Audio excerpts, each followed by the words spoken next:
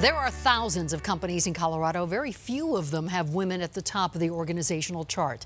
Nicole Brady talked about that with the president of the Colorado Women's Chamber of Commerce. I'm joined now by Kristen Blessman, the CEO for the Colorado Women's Chamber of Commerce. Thank you for being here, Kristen. Well, and you've been at the helm of the chamber almost a year now. Almost a year.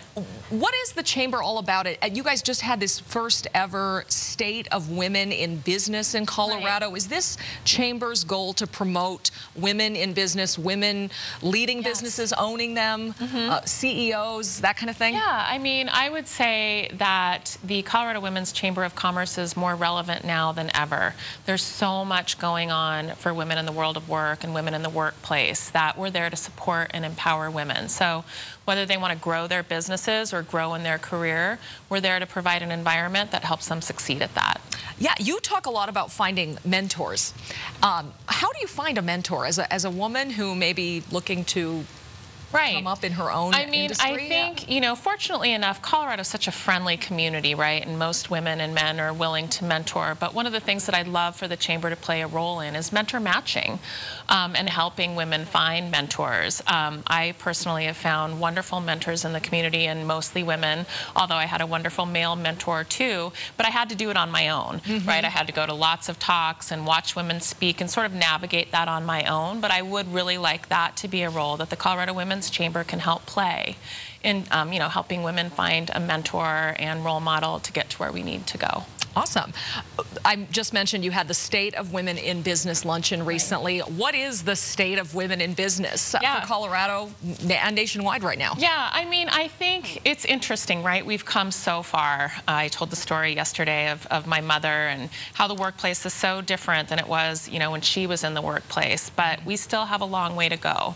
So just over 30% of businesses are owned by women, yet we make up 50% of the workforce. So we need to see some improvements there. The wage gap is wide, but it's getting better. So we need to see some improvements there as well.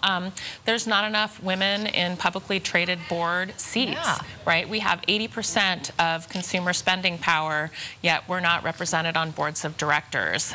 In Colorado, we're 47th in the nation, and some companies have 0 women on their board. That's incredible. So, nearly half, actually. We have a statistic. Colorado companies, no women on the board of directors, which is incredible, really, to imagine there.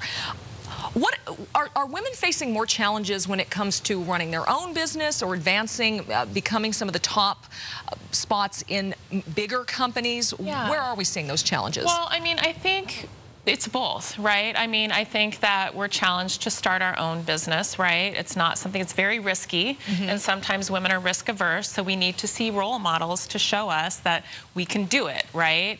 It's the same in a career, right? We don't see a lot of females at the helm, CEOs, executives, and so if we could see more women at the top, we could see how they do it.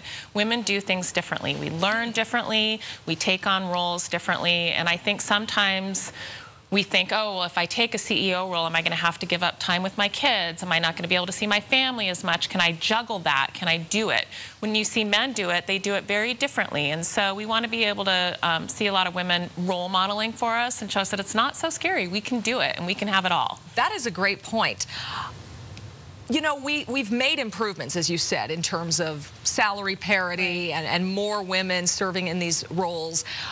So is it the kind of thing where we're just going to keep on going and little by little every year we'll get a little closer, or are there some big improvements we need to make and really close some of those gaps faster? I mean, I think companies have done a wonderful job of creating inclusive environments and inclusive workplaces for women, but I still think that we have a lot to do.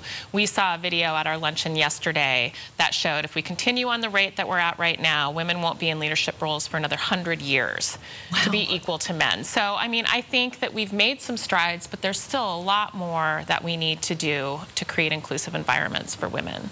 Anything in specific that you're seeing companies here in Colorado and in Denver doing? Well, we had a panel of female experts that talked about that yesterday. What are companies doing that is making it more inclusive? And I think, you know, there was a lot of things. Mentoring, you know, so when we have that female role model and mentor, that really helps. So companies creating those mentoring programs, and again, the Colorado Women's Chamber is going to create a mentoring program too. I think flexible work environments, you know, letting us be able to flex hours so we can go to our kids' soccer game or, you know, go to sports. I personally pick up my son from school. I make it a priority. I'm usually home for dinner. I make dinner, but then I'm right back on my computer later on to make sure that I get my work done. So providing some flexibility really helps too. And then, you know, making sure that we're, you know, giving education to men too. You know, okay, this is how we do it. This is how you do it. How can we blend the two things? Those are some of the things that we've seen work. And we have a lot of great companies in town that are role modeling for other corporations like Red Robin and DeVita and Newmont Mining. They're really doing some great work in their corporations to be more inclusive of women. Good to hear about those big Colorado companies doing that. Well, Kristen Blessman, thank you so much for being here. Thanks so much. Good luck with your second year thank you. as the CEO of the Colorado Women's Chamber of Commerce, and we'll be following this very closely. Ann? Thank you. Thanks, Nicole. And if you have a question or a segment idea, tweet us at Denver 7 Politics.